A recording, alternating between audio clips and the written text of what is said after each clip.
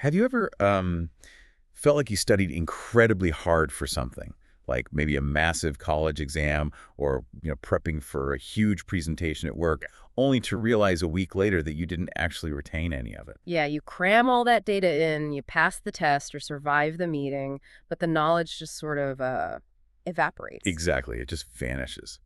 Well, welcome to another deep dive. Today we are cracking the code on how to physically and mentally build critical thinking skills. And we aren't just talking about abstract, fluffy theories here. No, not at all. We are looking at what is essentially a literal instruction manual for the brain. We are drawing heavily today from the insights of Professor Pierluigi Piazzi, specifically his work on teaching intelligence. And what makes his approach so compelling is that it fundamentally dismantles this idea that intelligence is just some genetic lottery. Right, like you either win or lose at birth. Exactly. He treats intelligence as a structure. It is something you can actively, deliberately construct using very specific, practical methods. Which is such a relief to hear, honestly. And I want to jump right into a story Piazzi shares that totally reframes this whole concept. Right. He talks about a student, Paula, from Salvador. Oh, yeah. The classic straight A student. Right. She was the one who always had perfectly color-coded notes. She sat in the front row and just seemed to breeze through her classes. But when she tried to get into a highly competitive university program, she failed the entrance exams. And she didn't just fail once. No, she kept failing year after year. Which highlights a remarkably common paradox, don't you think? You have a straight-A student who suddenly hits a brick wall the moment the challenge shifts from mere memorization to actual critical application. It really forces us to ask what the traditional school system is actually measuring. Yeah, I mean, it's mostly measuring compliance and short-term recall. Exactly. True. And that was her massive aha moment. After another crushing rejection, she stumbled upon Piazzi's methods and realized this terrifying truth. She had been studying wrong her entire life. She was a master at getting good grades, but she had never actually learned how to be intelligent. Because her routine was entirely passive. She would listen to lectures, highlight text, reread her notes. It felt like hard work. But cognitively, she wasn't building any new pathways. And once she changed her daily habits based on the practical methods we are about to break down, everything shifted for her. So let's get into those methods. Paula's revelation brings us to the first major hurdle most of us face, which is the myth of passive learning. Right. Piazzi illustrates this with a brilliant and honestly quite stark graph that contrasts two different environments. On one axis, you have time spent in a classroom or a meeting. And on the other, you have time spent in what he calls solitary study. Yeah. The graph maps out the percentage of actual doing, like the real cognitive effort. And looking at the classroom side of the graph, the percentage of doing is just incredibly low. It's almost zero. Yeah, you're just sitting there. You might be taking a few notes or nodding along as the teacher or the boss speaks. It feels productive because you are physically present and awake. But cognitively, your brain is basically in low power mode.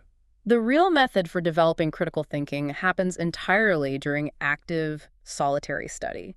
Piazzi represents this growth in intelligence mathematically, framing it as the function y equals f of x plus 1. Let's break that down, because I know math equations on an audio deep dive can be tough. Yeah. But it's not just an arbitrary equation. No, it's very intentional. The f of x represents your baseline. It is who you are and what you know right now without any extra effort. So if I'm just reading a book or sitting in a lecture, I'm basically just riding along my baseline. Exactly. I'm taking in data, but I'm not really stretching the capacity of the container holding that data. That's a great way to put it. The plus one in the equation represents a unit of active, solitary struggle. It represents that continuous push beyond your current baseline. Because during a lecture, you are merely receiving information. Right, and reception is not comprehension. Comprehension only happens when you are alone, the lecture is over, the book is closed, and you are wrestling with the material, forcing your brain to reconstruct it from scratch. So what does this actually look like for you listening right now? If you want to build critical thinking for your next big project, you cannot rely on passively consuming information. You can't just watch a tutorial on YouTube and expect your brain to upgrade its operating system. You have to isolate yourself. Yeah, take a blank piece of paper and try to map out the concept from memory. You have to actively fight with the ideas. And that deliberate friction is what trains the brain to look deeper into the architecture of reality. Which leads us to one of the most striking visual metaphors Piazzi uses to separate an actively trained brain from a passively conditioned one. Oh, here's where it gets really interesting. I love this part. So Piazzi uses this progression of images featuring the Linux mascot, the penguin. First, you see a standard computer screen with a simple folder. A very familiar sight. Right. Inside that folder is an image file named penguin.bmemp.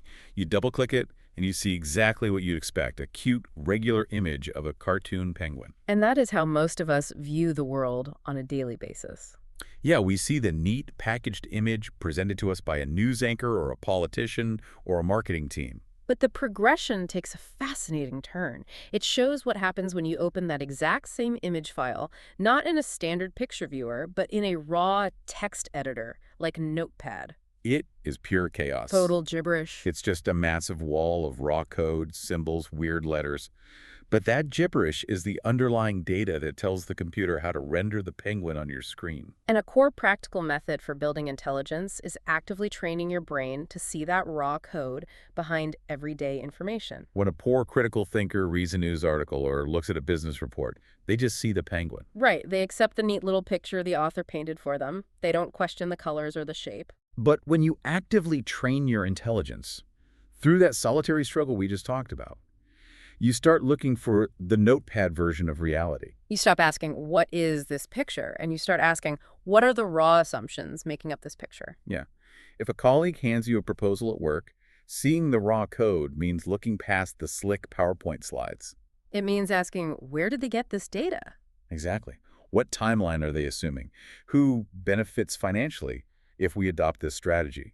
What variables are they conveniently leaving out? The next time someone hands you a neatly packaged conclusion, you have to force your brain to open it in Notepad. And we use the phrase force your brain quite literally here, because Piazzi emphasizes that this isn't just a software update. This is about physically rewiring the hardware of your mind. He dives really deep into the biological and technical realities of this process. He places biological diagrams of human neurons, complete with dendrites, axons, and myelin sheaths, right alongside technical diagrams of digital logic gates processing zeros and ones. Wait, let's slow down here, because jumping from brain biology to digital logic gates, it's a pretty massive leap. It is, yeah. How does translating abstract mathematical concepts physically change the fat around my brain cells? It's a crucial connection to make. Let's look at the biology first. When you learn something passively, like when Paula from Salvador was just rereading her notes, the electrical signal firing in your brain is incredibly weak. It barely registers. Right, but every time you force your brain to solve a complex problem, like sitting alone and wrestling with a concept until you truly understand it, you send a massive, strong electrical signal down the axon of the neuron. And this intense physical effort signals your body's glial cells to wrap that specific axon in a fatty substance called the myelin sheath. Exactly. So the myelin acts like insulation on a copper wire. It stops the electrical signal from leaking out, making it travel vastly faster and more efficiently. The more you struggle to think critically, the thicker the myelin gets. You literally become naturally faster and more intelligent at processing complex information. But to trigger that myelination, the input has to cross a specific threshold of difficulty. Your brain won't waste energy building myelin for easy, passive tasks. And this brings us to the logic diagrams Piazzi uses, showing inputs of zeros and ones. He actually shows images of Excel functions, specifically the IF function, right alongside these complex binary and hexadecimal calculators. I know it seems incredibly intimidating at first glance. Yeah, why is he asking us to look at spreadsheet formulas and binary code to build critical thinking? Because explicitly practicing conditional logic is the ultimate workout for crossing those neural thresholds. The Excel IF function is the perfect practical framework. If condition X is met, then outcome Y is true, otherwise outcome Z happens. Right. When you force yourself to break down messy real-world problems into these strict, emotionless, logical pathways, you are physically exercising and myelinating those specific neural circuits. I want to give a really concrete example of this for you listening, because this is an amazing tool. Go for it. Let's say you are managing a project at work, and everyone's panicking because the budget might get slashed. A poor critical thinker just panics and worries about the ambiguous threat. The sky's falling. Right.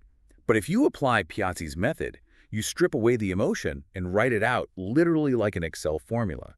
If the marketing budget is cut by 10%, then we shift our focus to organic social media, Otherwise, we proceed with the current paid ad campaign. You force the ambiguous anxiety into a binary, manageable structure. By doing that, you aren't just solving the immediate work problem. You are actively training your brain's hardware. Piazzi also emphasizes translating information across different formats to create this friction. For example, looking at the standard decimal number 5 and forcing your brain to understand it as the binary code 101. You're taking a concept, automatically and forcing it through a completely new, unfamiliar logical pathway. And that deliberate friction is what signals the brain to lay down more myelin. As that myelin thickens and those logic centers become hyper-efficient, you start to develop what Piazzi considers a master skill for critical thinking, advanced pattern recognition. Throughout his work, there are these recurring visual grids. Some have changing stars, others have squares moving around, or circles with different shading patterns inside them. The goal is to figure out what the next image in the sequence is. They look exactly like those abstract IQ tests you see online. They do, yeah.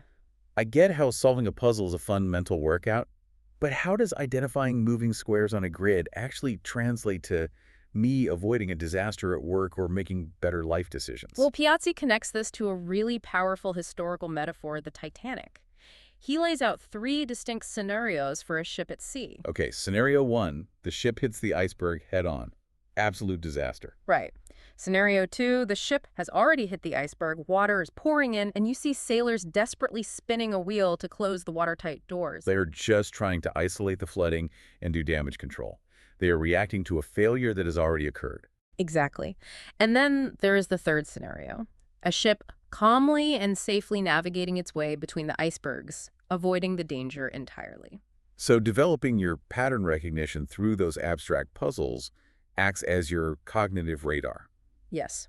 Poor critical thinkers are the sailors desperately closing the watertight doors. They don't see the logical fallacies, the bad data, or the toxic relationship until the disaster has already happened. Then they spend all their energy doing damage control. But strong critical thinkers, the ones who have trained their pattern recognition by looking for the notepad code, by doing the solitary study, by practicing if-then logic, they spot the logical fallacies early. They see the icebergs a mile away and simply steer the ship around them. If you feel like you are constantly putting out fires in your personal or professional life, it might be because your cognitive radar isn't picking up the subtle patterns leading up to the disaster. Building that radar requires serious effort. But Piazzi issues a massive warning here. None of these practical exercises will work if your underlying motivation is wrong. The environment of intelligence is just as critical as the exercises themselves. We have to talk about the creepy clown illustration. It is genuinely unsettling. Very. Piazzi includes a drawing of this grinning, slightly sinister clown, dressed as a teacher, standing next to a chalkboard. And written on the board is the phrase, "Do the homework and get a grade." It is a harsh critique of traditional education and corporate training.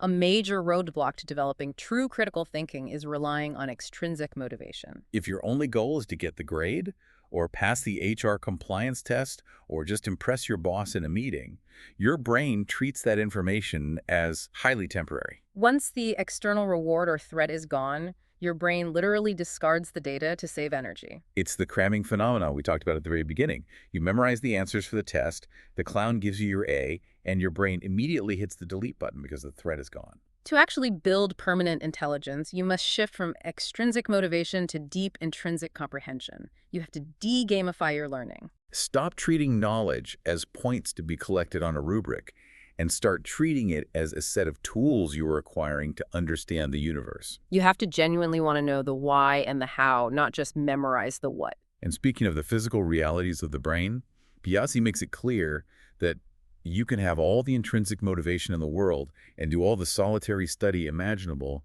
but if you ignore your basic biology, the entire system crashes. He pairs an image of a girl reading a book right next to a massive illustration of a biological circadian clock. If we connect this back to the biology of neurons and myelin we discussed earlier, the consolidation of memory, the actual physical reinforcing of those neural pathways, happens almost entirely during sleep. Right. Piazzi emphasizes the circadian rhythm to state a non-negotiable biological rule of the hardware. All these active study methods, the neural rewiring, the pattern recognition workouts, they are physically impossible to consolidate if you are consistently sleep deprived. Aligning your intense cognitive workouts with proper structured sleep cycles isn't a luxury. It is a fundamental requirement for the physical growth of intelligence.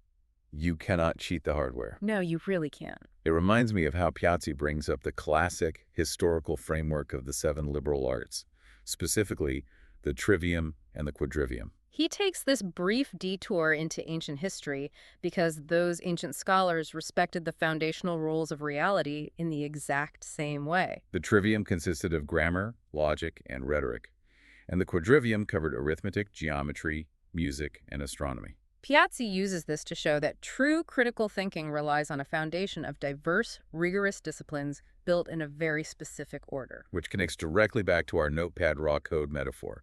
Grammar is learning that the code exists. Logic is understanding the rules of how the code actually works and interacts. And rhetoric is finally learning how to write your own code and communicate it to others. Traditional modern education often skips straight to rhetoric. We teach people how to argue and debate before we teach them the fundamental logic in math. The actual structure of reality. Exactly. Piazzi's methods are about returning to that robust, multidisciplinary framework to evaluate the world. You learn the structure first, then you learn how to manipulate it. Let's bring all of this together. We've covered a massive amount of ground today, looking at the literal instruction manual for the brain. Let's distill this into rapid-fire, actionable takeaways for you to start building your own intelligence today, right after this deep dive ends. Sounds good. First, remember the baseline graph. You have to isolate yourself for solitary, active study. You have to put in the reps alone. Passive listening, even to a deep dive like this, is just the beginning. The real muscle is built when you turn this off and try to apply it. Second, practically train your neural thresholds by practicing if-then logic in your daily life. Take a stressful, ambiguous problem and break it down into strict, conditional statements. Strip away the emotion and map out the binary choices. Third, always look for the Linux Notepad raw code. Don't accept the neat picture presented to you. Dig into the raw data, the funding, and the underlying assumptions. Fourth, actively train your pattern recognition. Do the logic puzzles, read dense material, and build your cognitive radar so you can steer the ship around the icebergs instead of always playing damage control. And finally, stop learning just to get the grade from the creepy clown. Shift your motivation to deep comprehension and guard your sleep cycle like your intelligence depends on it, because biologically it does. What is truly empowering about Piazzi's framework is how it completely demystifies intelligence.